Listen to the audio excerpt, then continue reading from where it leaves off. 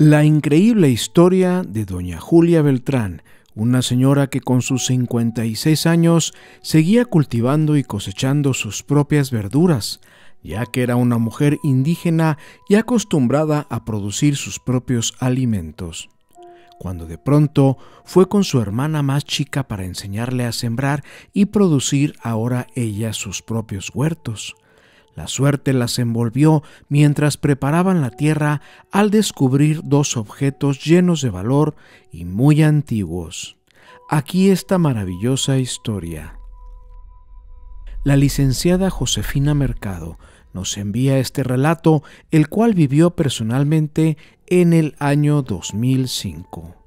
Su quehacer como promotora educativa en ese entonces era arduo, pues tenía que ir a las comunidades de todo Michoacán a valorar y levantar información de toda la gente que vivía con escasos recursos. Era como un tipo de censo y a la vez promover e implantar el nuevo sistema de educación básica para las comunidades indígenas. En su trayecto iba conociendo mucha gente y familias que la arropaban y terminaban queriendo, pues su don de gente se dejaba ver en todo momento, la cual nos platica y relata lo siguiente. Todos los días eran arduos, pero al ver las sonrisas de esos niños que por fin lograrían tener un cuaderno y lápiz en sus manos, me alegraba tanto el corazón y quitaban cualquier dolor o cansancio. En cada pueblo dejaba a mis niños tristes, pues estaban ávidos de tener su escuela, pero con la consigna de que en muy poco tiempo tendrían una maestra en su pequeña escuela. Poco a poco también me iba ganando el cariño de las madres y mujeres de esas comunidades, aunque con cierto recelo de los hombres y esposos, pues las tradiciones indígenas todavía se practica el patriarcado.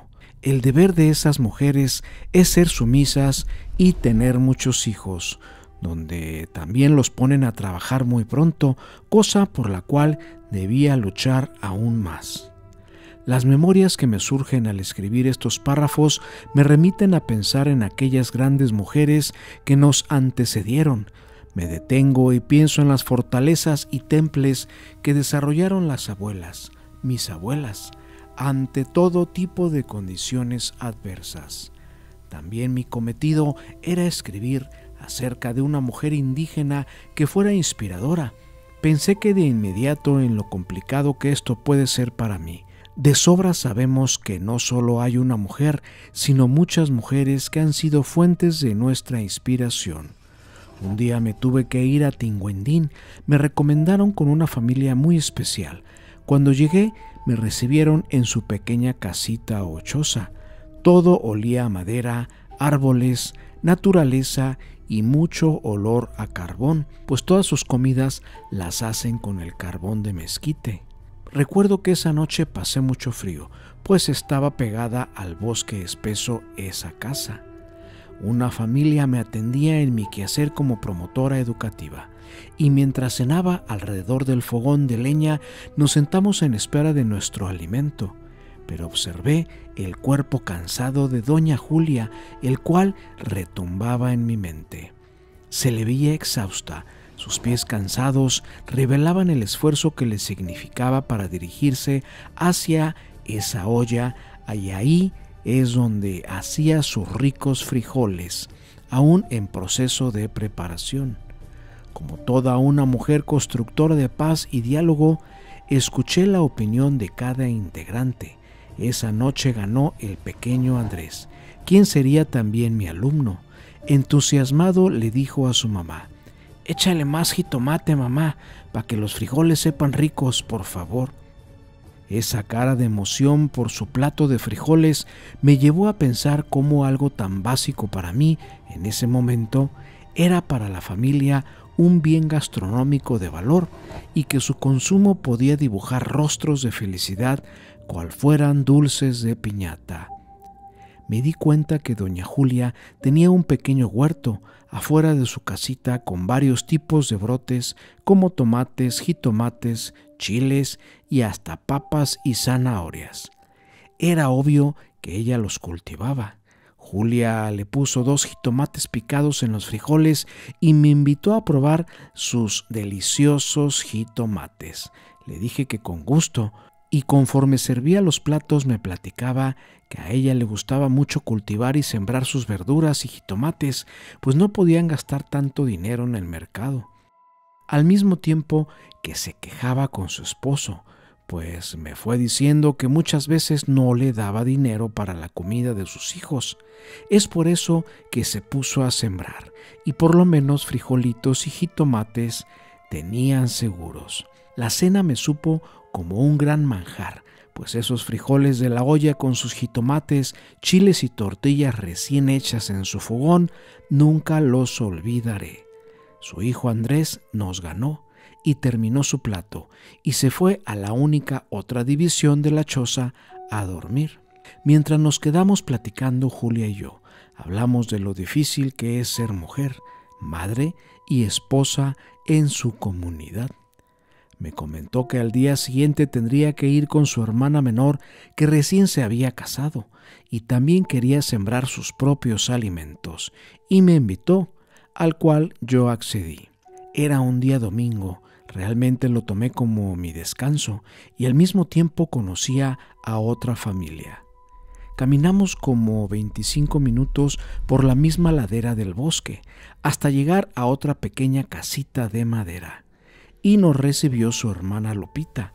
Me sorprendí porque era una niña prácticamente, tan solo tenía 14 años, pero en sus costumbres y comunidades es muy normal. Su esposo no estaba. Todavía no tenían hijos, pero ya tenía 3 meses de embarazo.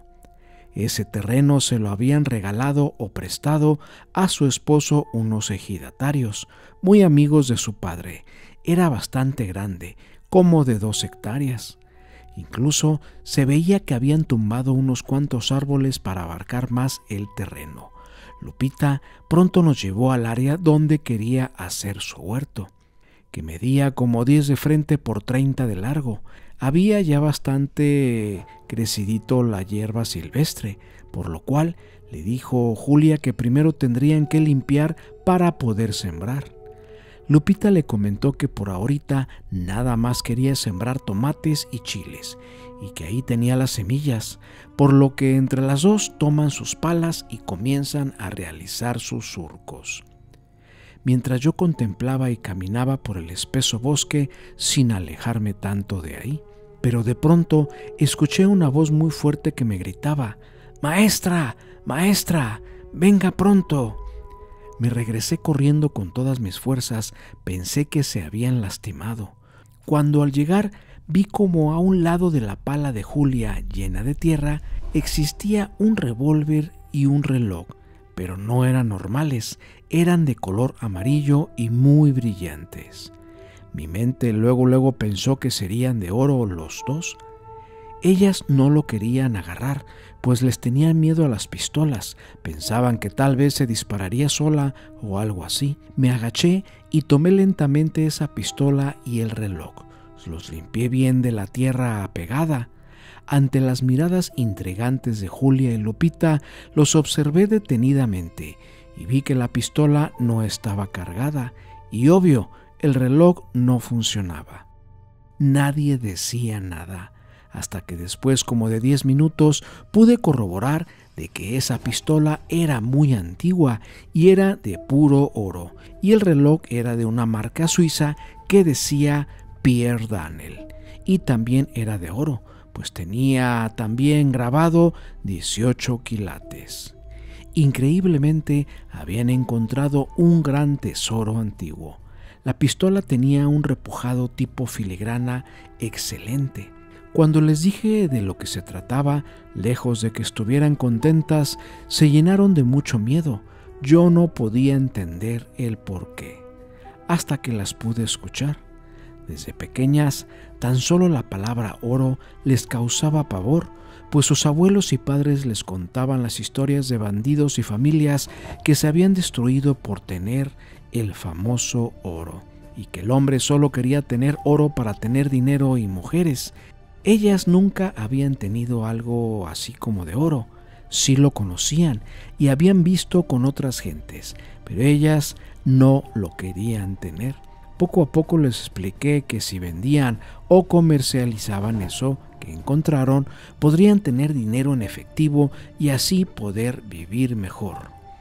Ellas no lograban entender eso, pues me comentaron que si sus esposos se enteran de que tienen algo de valor, se los quitarían y se lo gastarían en vino y mujeres. Yo no podía entender la situación de miedo hacia sus esposos, pero ¿hasta dónde y hasta cuándo la mujer de esas comunidades dejarán de ser tan sumisas? Pero ya era cuestión de actitud y profesionalismo, pues como mujer mi deber era enseñarles a valorarse, aunque fuera un poco, y aprovechar lo que encontraron. Les dije que yo las ayudaría a vender lo que se encontró, solamente a cambio de más frijolitos. Ellas me dijeron que estaba bien, pero que nunca se deberían de enterar ni saber sus esposos. Claro, les dije que ese va a ser nuestro secreto. Nos retiramos de ahí y me guardé muy bien en mi bolsa lo encontrado. Al día siguiente hice un par de llamadas a México, el cual mi esposo se deja venir con un amigo también. Esa pistola y reloj seguramente fueron robadas en algún momento y las enterraron en esas tierras, pero muy por encima, pues estaban apenas a 60 centímetros o tal vez puede suceder que a alguien se les cayó y el tiempo se encargó de enterrarlas, donde seguramente serían de alguien muy acaudalado, pues el reloj era europeo de muy buena marca. Después supe que lograron hacerlo funcionar y de la pistola el amigo de mi esposo logró venderla en una subasta en México, por lo cual a los 2 meses se les entregaría el dinero a Lupita y Julia con un tipo fideicomiso que logré conseguir con contactos en México para que se disfrazara y se diera a entender que ese dinero sería única y exclusivamente para la educación y progreso de su familia. Así no se lo podrían quitar sus esposos y yo sería la supervisora de esos cheques. Se merecen muchos reconocimientos todas esas mujeres. Son ellas quienes han trazado sutilmente las veredas sin retorno contra el machismo y patriarcado, y en esos avances complejos, las mujeres indígenas buscan fortalecer lo colectivo, muchas veces de movimientos feministas de grandes corporaciones internacionales también. Julia y Lupita recibieron su dinero íntegro y hasta la fecha seguimos siendo grandes amigas.